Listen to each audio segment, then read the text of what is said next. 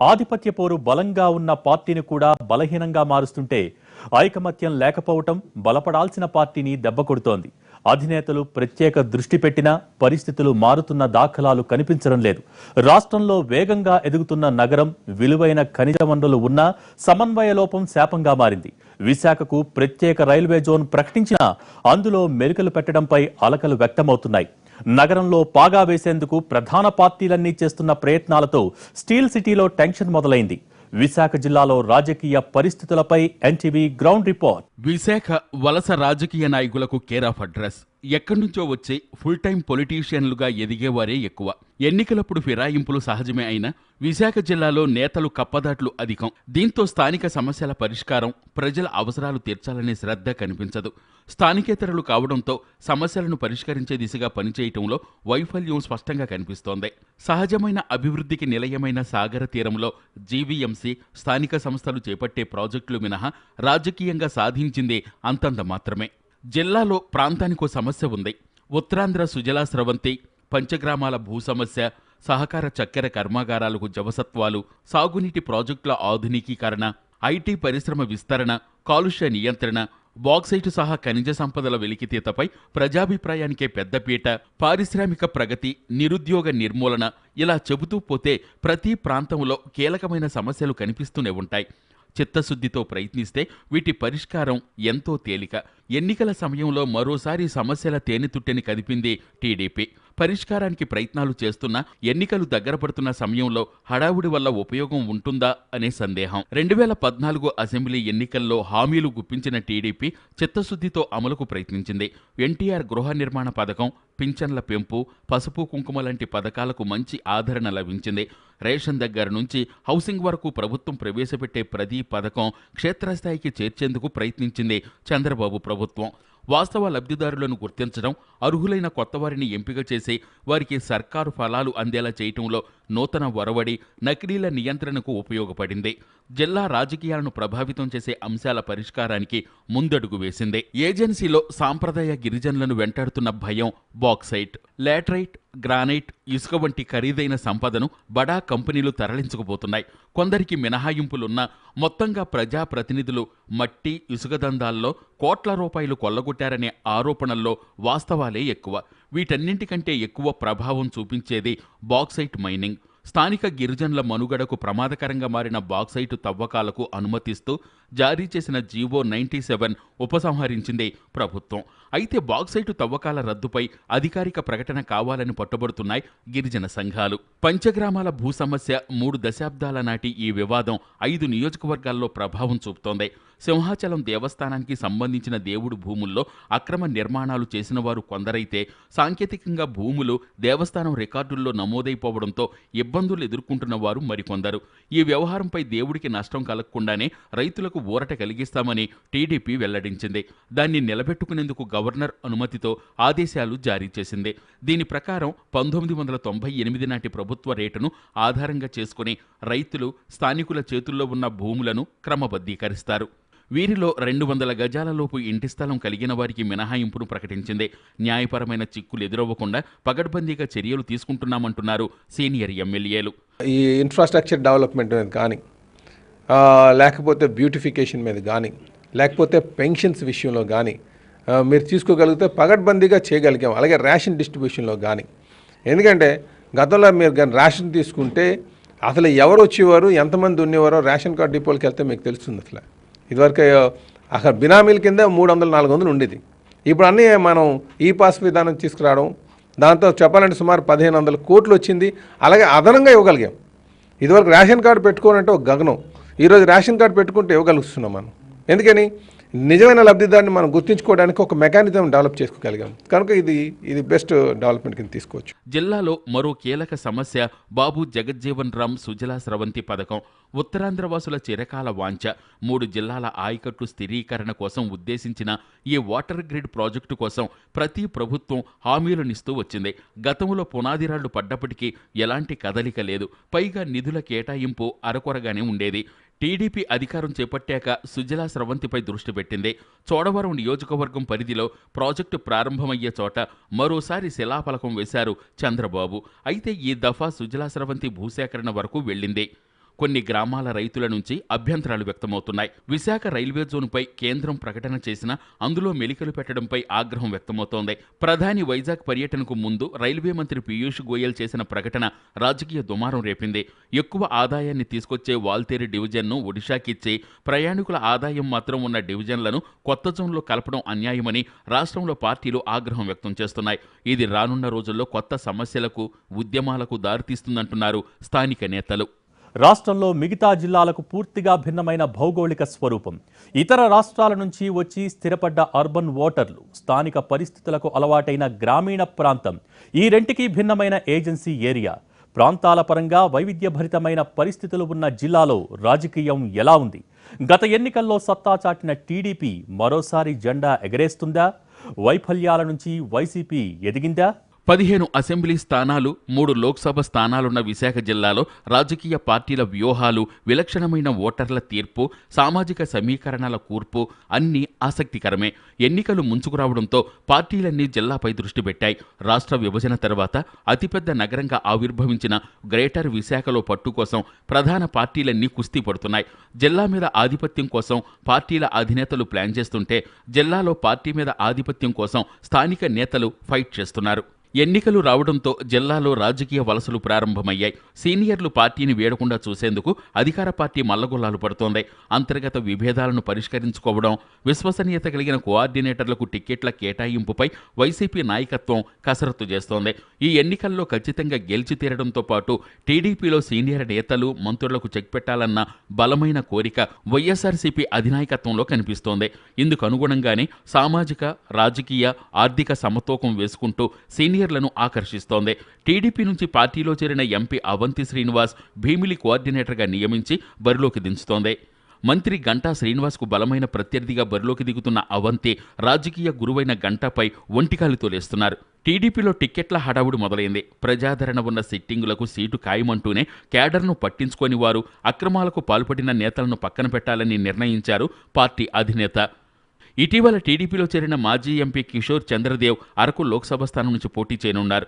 మాజీ మంత్రి కొణతాల రామకృష్ణ కూడా టీడీపీలో చేరాలని భావిస్తున్నారు.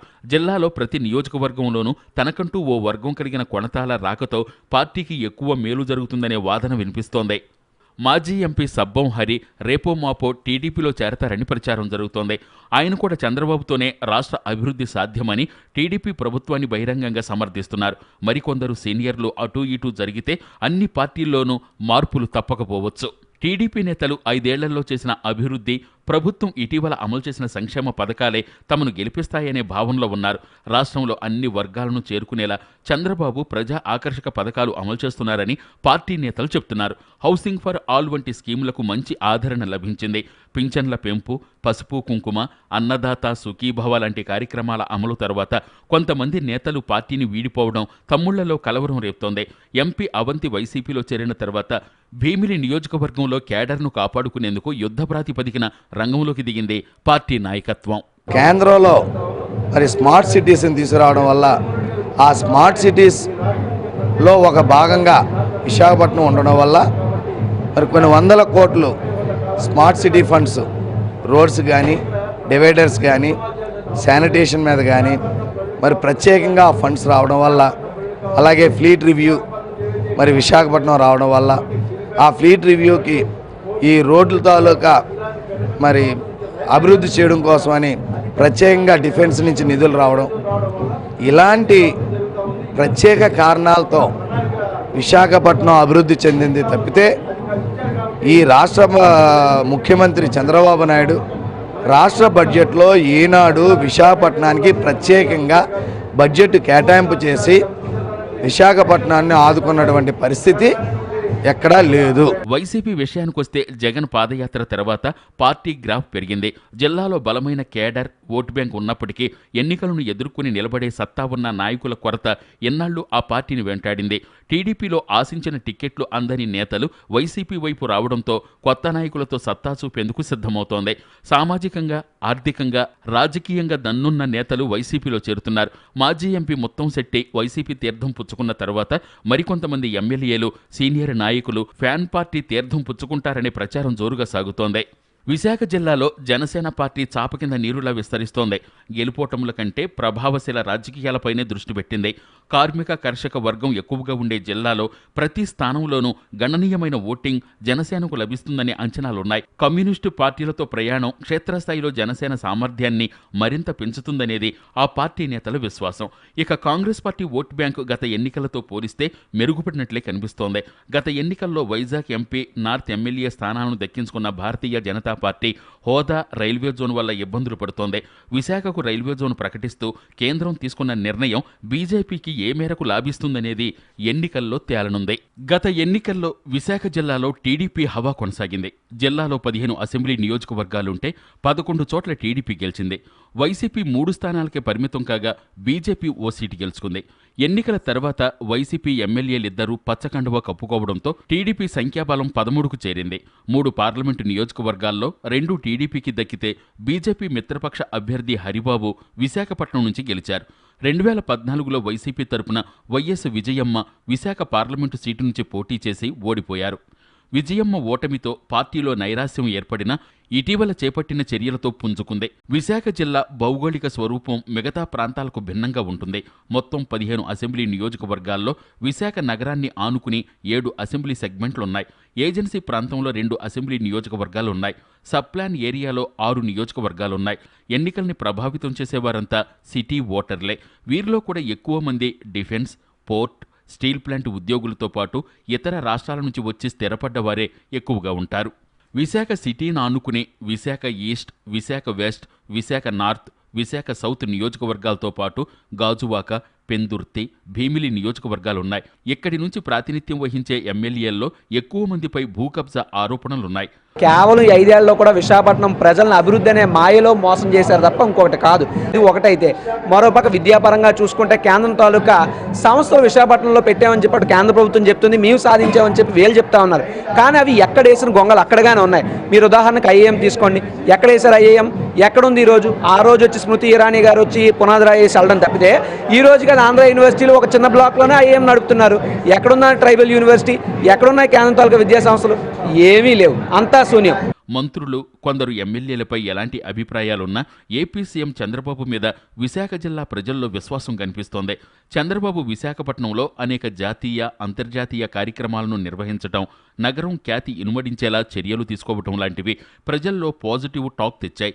విశాఖలో యాక్టివిటీ పెరగడంతో ప్రజలు సంతృప్తిగానే ఉన్నారు. రెవెన్యూ లోటు ఉన్నా రాష్ట్రాన్ని నడిపించగలుగుతున్నారని, తన వంతు ప్రయత్నాలు చేస్తున్నారని ప్రజల్లో చంద్రబాబుపై సానుకూలత ఉంది. టీడీపీ ఎమ్మెల్యేల తీరుపై మాత్రం చాలా చోట్ల ప్రజల్లో తీవ్ర అసంతృప్తి కనిపిస్తోంది. ఐటీల పరంగా అభివృద్ధి చేయడానికి ఏమీ చేయలే. అలాగే కేంద్ర ప్రభుత్వం కూడా కొత్తగా ఒక పరిశ్రమ ఇవ్వాల.